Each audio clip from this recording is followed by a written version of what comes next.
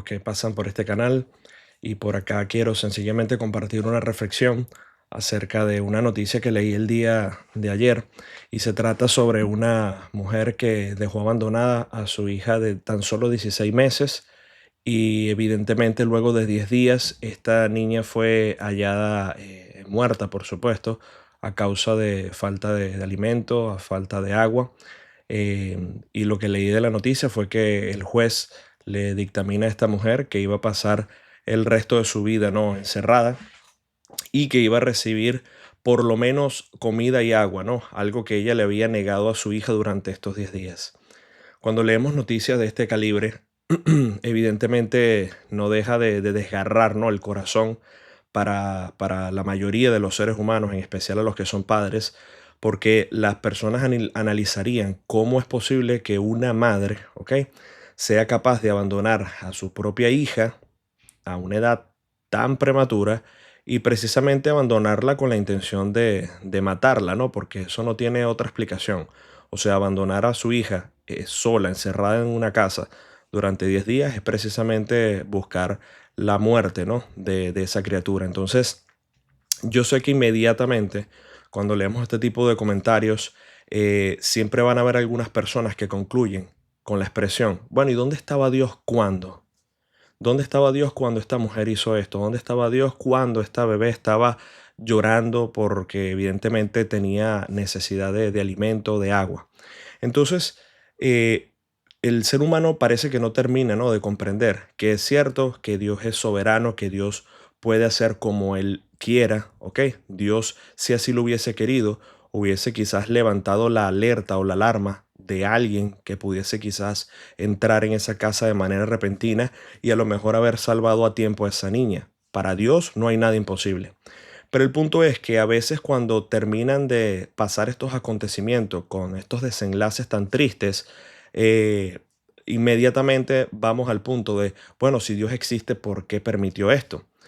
El ser humano parece que ignora que si Dios tuviese que emitir justicia, si Dios tuviese que castigar el pecado inmediatamente cuando es ejecutado, bueno, prácticamente ningún ser humano va a estar vivo en este momento. Ningún ser humano estaría de pie delante del Señor. Y la razón es porque es muy fácil sencillamente irnos a la persona que comete un acto de este calibre y creer que nosotros, porque cometemos quizás pecados, vamos a llamar entre comillas, no tan alarmantes, ¿ok? Nosotros sí somos aceptos delante de Dios o de alguna forma Dios debería de tener alguna especie de favoritismo, ¿no? O de cuidado especial con nosotros. Y evidentemente yo estoy consciente que hay pecados que se cometen en el plano terrenal que van a tener consecuencias diferentes, que van a tener castigos diferentes. Eso no lo estoy discutiendo. Pero lo que quiero mencionar es que delante del Señor todos los pecados son también pecados delante de Dios, que ofenden la santidad de Dios. ¿Sí? Quizás una persona nunca haya cometido el punto de asesinar a alguien, ¿ok? O de violar a alguien, pero eso no significa de que quizás su vida de inmoralidad sexual, quizás su vida de engaños, de mentiras, su vida de lujuria, su vida de pasiones desordenadas o inclusive su vida siempre rechazando y burlándose de Dios, lo lleva a él a ser una persona o un agente menos pecaminoso delante de Dios. Entonces, ¿por qué precisamente la reflexión se titula ¿Dónde estaba Dios cuando?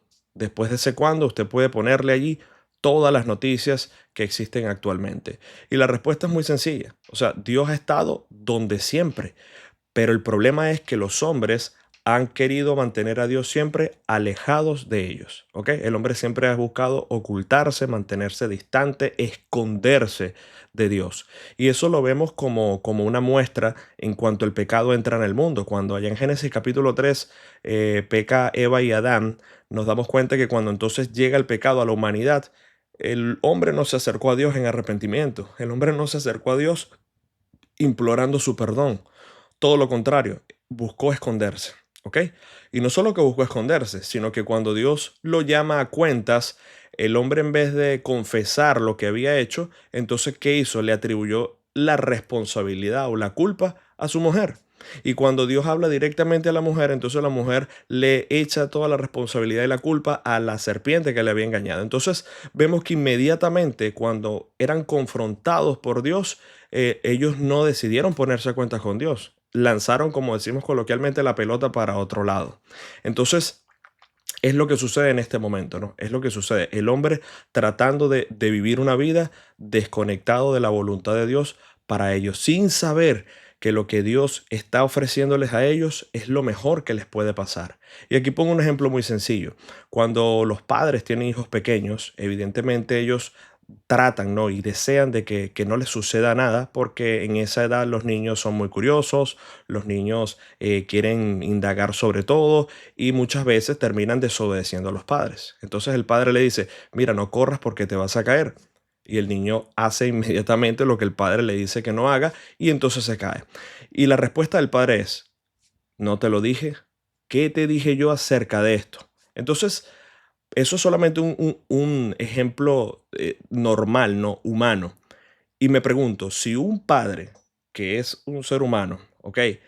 Desea lo mejor para su hijo y precisamente le muestra, mira, yo sé más que tú, yo tengo más experiencia que tú, yo lo que te digo es porque es así, cuánto no más Dios que conoce todas las cosas, que es creador, ¿ok?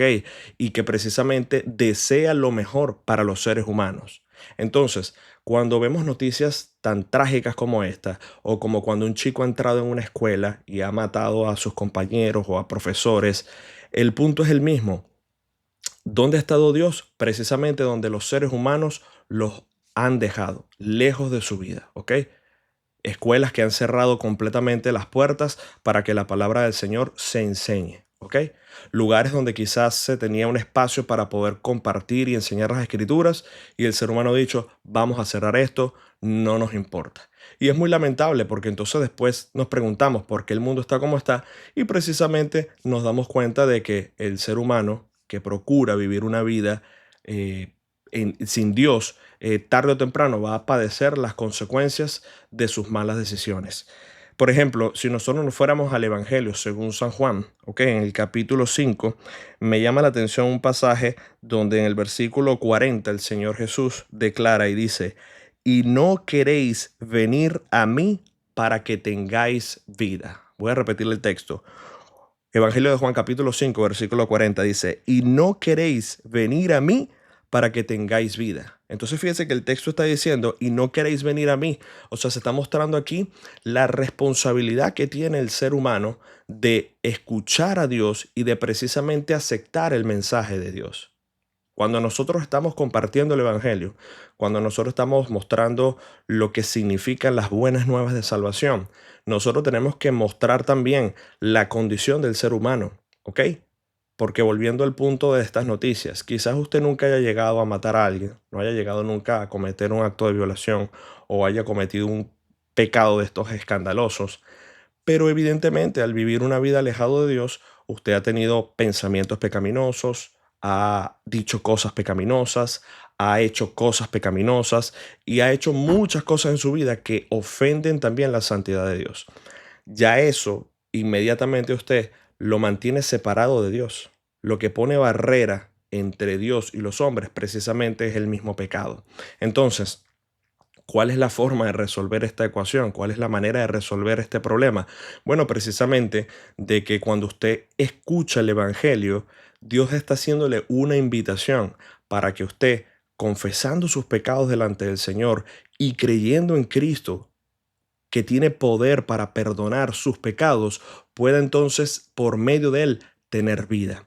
Y yo sé que muchos asocian cuando aquí Jesús dice vida solamente a la parte de la eternidad, ¿no? De tener vida eterna. Y claramente hay una realidad en esta, ¿no? Una persona que ha creído genuinamente en Jesucristo para salvación va a tener la seguridad de que cuando en un futuro esa persona parta de este mundo, o si bien antes viene el Señor Jesucristo, esa persona va a estar por siempre con el Señor. No por sus propios méritos, no porque la persona se destacó de alguna forma especial, es porque esa persona creyó que el sacrificio de Cristo en la cruz pagó por todos sus pecados, pasados, presentes y futuros. Bien, pero cuando aquí el Señor Jesús nos dice de que no queréis venir a mí, ¿ok?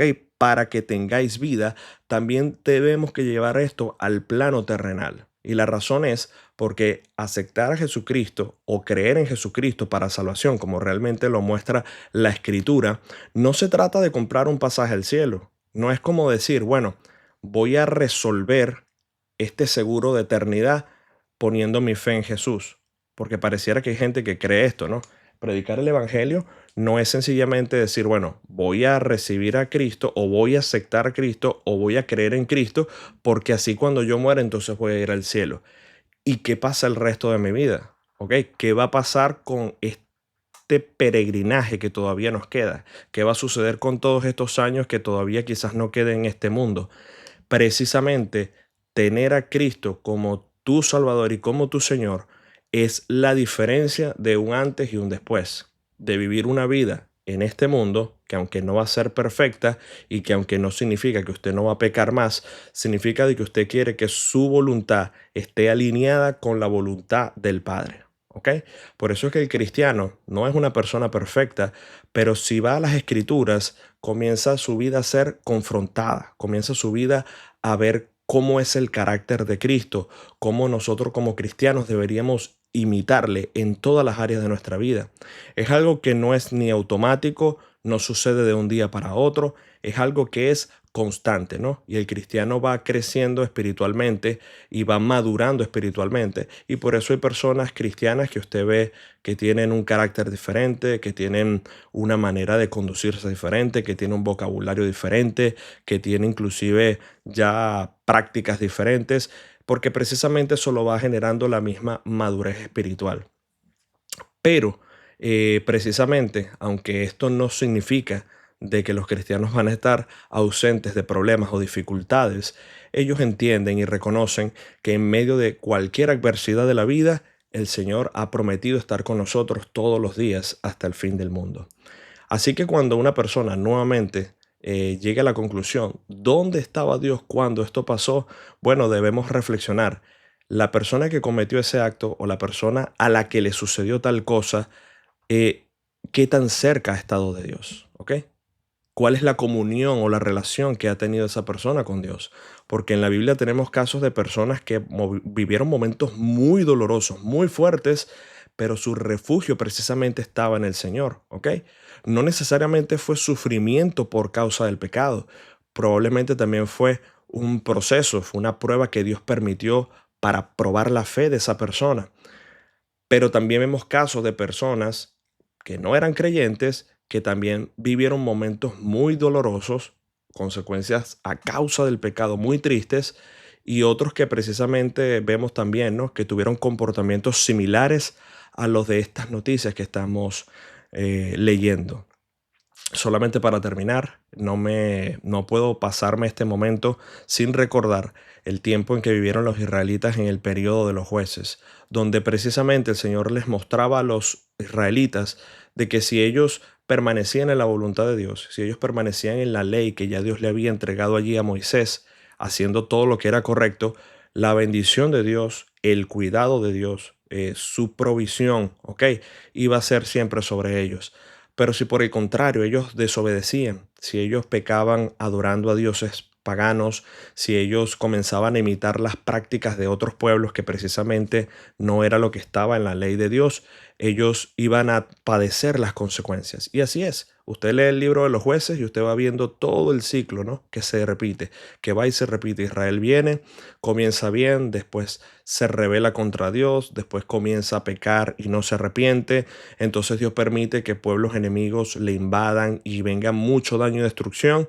El pueblo se arrepiente, Dios levanta un juez que, vamos a decir, funciona allí como un libertador y entonces el pueblo otra vez se encamina a Dios. Pero eso sigue siendo una rueda tras rueda, ciclo tras ciclo, porque el pueblo de Israel no terminaba, ¿no?, de entender de que no se trata de tener a Dios eventualmente en nuestras vidas, ni llamar a Dios como si fuera el 911, de llamarlo solamente en caso de emergencia, sino de que su vida debería estar enmarcada, ¿no?, en conducirse de una forma correcta ante Dios, y la única manera de conocer a Dios es por medio de su palabra. Así que bueno, si de repente tiene usted alguna pregunta o comentario, lo puede hacer a través de este canal y si está la posibilidad, ¿ok? Podemos responder también a la misma. Gracias por ver el video y que Dios los bendiga. Si te gustó el video, dale a me gusta y suscríbete al canal. No olvides activar la campanita para no perderte nada.